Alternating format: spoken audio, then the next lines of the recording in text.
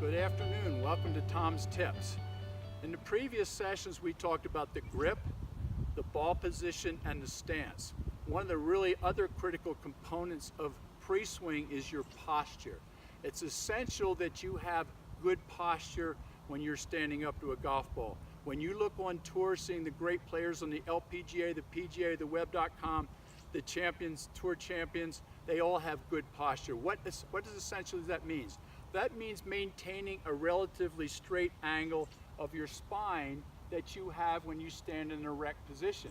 If I have good posture standing up naturally, my proper posture when I to address a golf ball should be tilting the hips back, pushing the hips essentially back, keeping my back relatively straight, keeping that angle of my spine straight so my shoulders and my hips can rotate around the fixed axis of my spine. The other thing that's really important in your posture, don't overflex your knees. Too much knee flex creates too much straightening of the spine. Locking your knees and pushing your hips back too much gets you too much of a tilt. So you want to just push your hips back, slightly crack your knees, feel like the weight is on the balls of your feet and your arms are hanging naturally with, finally, a nice elevated chin position. I see so many of our students who have their head down.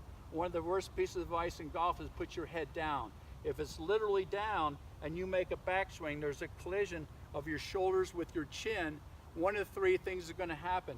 You're going to stop, you're going to bend the left arm to get the club back, or you're going to raise out of your spine angle to get the club back. So good tilt, slight flex in the knees, arms hanging, keep your chin nice and high. Amy, do you have anything to add? Yes, and a little modification for those golfers out there that might have a wider chest, guys or gals. You may find that it's easier to have a little more forward tilt because it's important that we get our arms over the pec muscles. We don't want them kind of lazy to the side of the rib cage. We need the arms on top of the pec muscles, on top of the chest, out in front of us. So that can be much more easily accomplished by having a little more tilt when you set up to the golf ball. Great advice, Amy. Thanks so much. We'll see you next week.